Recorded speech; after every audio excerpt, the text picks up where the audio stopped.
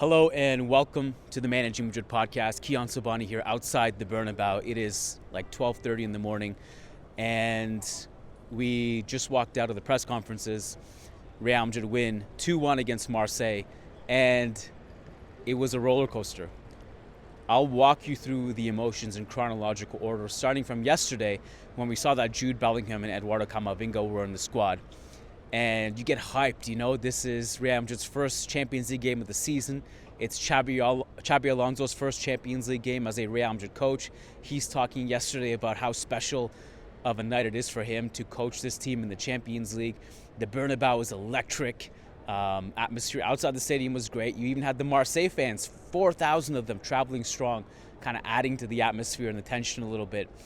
And then we see the starting lineup, and it's like, oh, well, this is, I don't know if surprise is the right word, because I think a lot of people have seen Xabi Alonso's lineups by now to know that it's not that straightforward.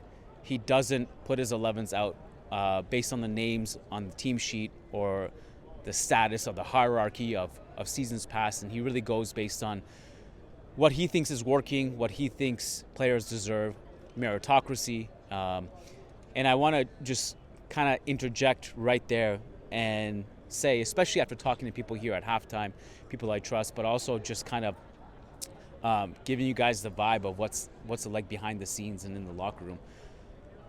This is not a rotation. This is not Xabi Alonso rotating. There's a reason why there's 6 or 7 players in the starting lineup who are not getting quote-unquote rotated. Does rotation play a part? Of course. I'm not saying it's completely irrelevant here. It is relevant. Players are coming back from international duty. Fede Valverde and Masantuono, they did not start the last game against, oh my God, who did we play? Real Sociedad. They were coming back from South America. But it's not all rotation.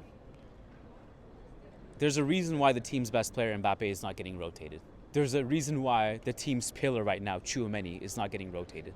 There's a reason why Alvaro Carreras, fucking phenomenal by the way, is not getting rotated.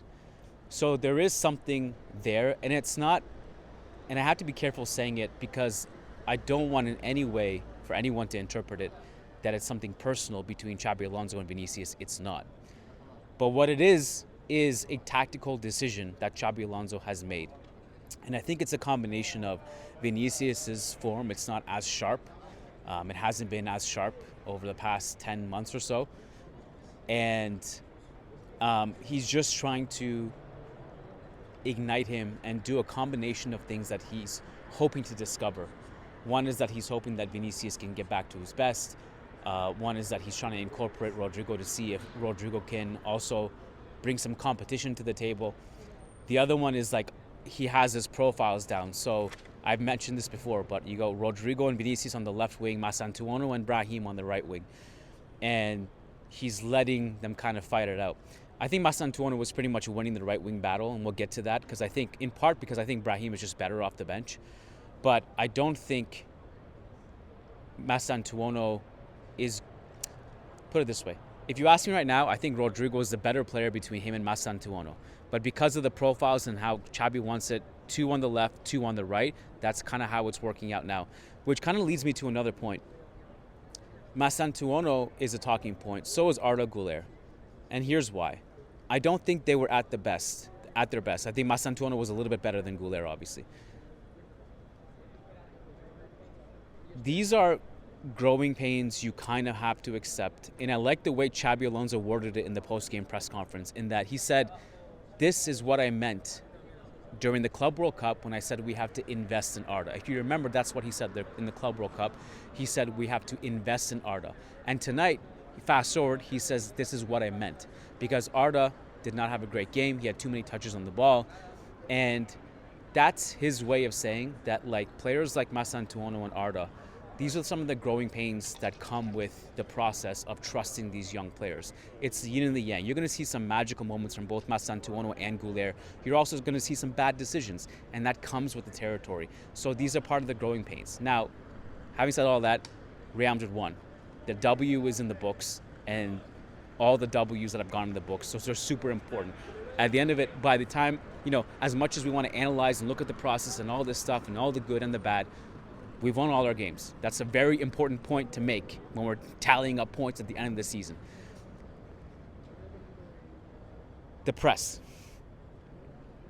I thought that was the best.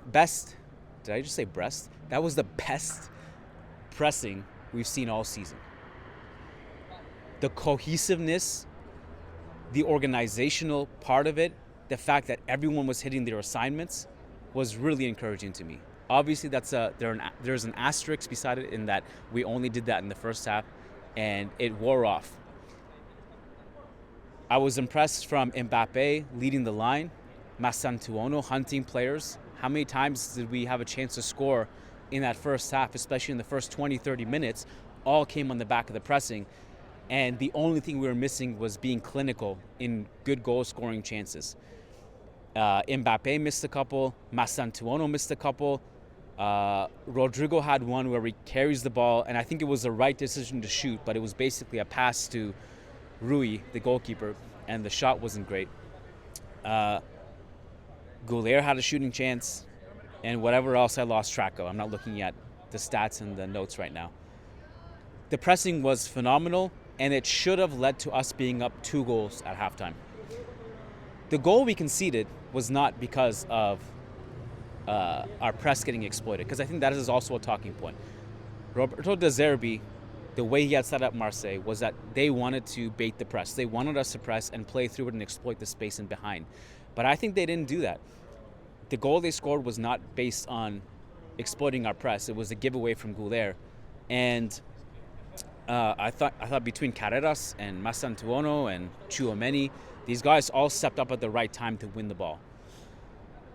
All over the place, but obviously the Trent injury happens really early. That sucks. Hopefully it's nothing serious. Carvajal comes in. Carvajal, I thought, was amazing up until the red card. His first challenge of the game, like within a couple minutes coming on, it was an important intervention in the box. He had several defensive interventions in this game that were super important. And then it leads me to the red card, which leads me to the discussion of leadership, I guess.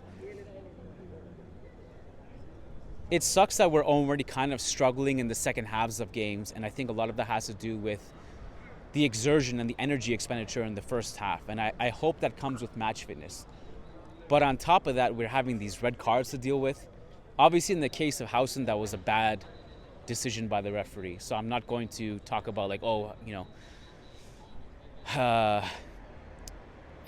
look, I actually backtracked a little bit on this. On the podcast that night, I said it was not a red card, but Housen should not have taken the risk. I changed my stance on that. Kind of when I was looking at it again, I was looking at the play and I was looking at the way it happened. I think Housen in that moment made a calculated decision to make a tactical foul, knowing that he's not the last man, knowing that the play is like 40 yards away from goal, and knowing that Militao is right there. He made it a calculated gamble to just make a tactical foul, take the yellow card. So I backtrack on that. I'm not going to blame Housen for that. That was a referee mistake, not a Housen mistake.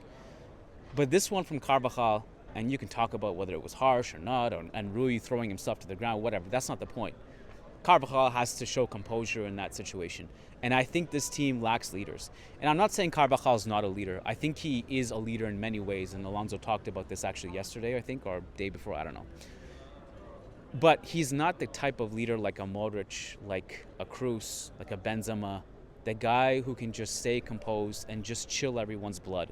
Because I think in those moments you need not just warriors, which Carvajal is, but you need people to chill their blood. You need the team to feel calm in those situations. And that's where I think, and I said this is nothing new. It's not a revelation. Every year we lost a leader, dating back to Cristiano Ronaldo, to Sergio Ramos, to Karim Benzema, to Toni Kroos, to Luka Modric, to Marcelo. Every year we lost a layer of paint on that legendary squad. So, I don't know who that next person is to take the mantle. Maybe it's Fede Valverde. But the team is missing that kind of composure and leadership. So I think when you look at the second half and the way it unfolded, I think a couple of things happened, and Courtois said it after the game. I love Courtois. Anytime Courtois is on the microphone after the game, we basically get the best analysis. You guys actually don't even need a post-game podcast. If Courtois is speaking after the game, that's your post-game podcast, because he tells the truth and he tells exactly how it is, and he's much smarter than I am. But basically he said the second half we stopped pressing and we got really sloppy with our passes, and that's what happened. And I think that's a combination of fatigue and then the red card, which complicated things. And now we're in the situation where really I think the next stepping point, because I feel like with each passing game, I've and this is beginning from the Club World Cup until now, I've kind of in my analysis is that we baby stepped it each way, right? So first, there was a lot of defensive issues. So Xabi came in and said, I want to fix the defense first. Then we saw the introduction of several players. We saw a little bit more ball progression. We saw last game, I think it was the set pieces that we really improved on. You can kind of see what the training ground is working on, and we see it in games. The next step, I think, now that the press seems to be solved, is you need to figure out how to sustain that in the second half, because the second half it's a little bit of a leg-heavy situation from everybody. Misplaced passes, late to assignments, and I think it's just a combination of fatigue, and these red cards haven't helped. So that's the next step. What have I missed? Don't have my notes on me, so I'm just going to go rapid fire off the top of my head. Spoke about Carreras briefly, but he was amazing, worth every penny on both ends. He's first to every 50-50 loose ball. He's providing overloads. His dribbling in tight spaces looks good. He's got good composure. Tchouaméni as well, another great game from him. Counter-pressing, important challenges, ball progression, all looks good. Masantuono, mixed bag. Seems like he wanted to nutmeg the wing back every time, and by like the third time, the wing back caught on to it and just closed his legs, and Masantuono couldn't get by him. Active hustle on defense, great ball winning, confident. He had that back-to-back shooting sequence in the box in the first half. Should have done better with his shots. He had that one play where he basically single-handedly progresses the ball from deep, carries the ball, passes it off, gets it back, layoff, gets it back from Mbappe, goes into the box himself, beats his man, and then runs into the goalie.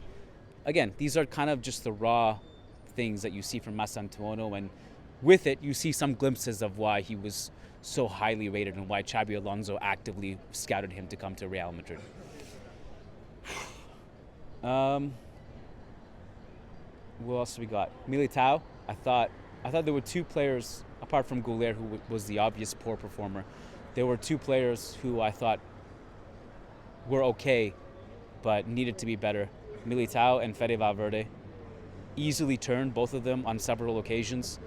A little bit too rushed with their passing. Still haven't seen the best of Fede. I think we've seen Militao perform really well in most of these games. I thought we could have got a better version of him tonight. Mbappe, the box score is wild on him. 10 shots, 6 key passes, couple dribbles, 2 goals. Can't really say much more about him. He looked great.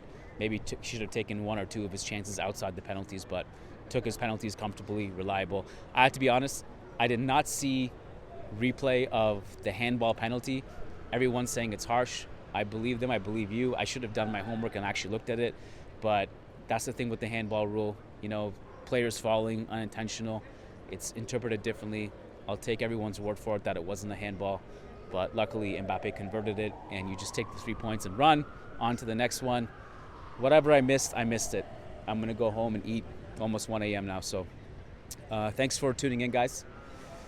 Kiyan Sobhani signing off from Santiago Bernabeu, and Hala Madrid.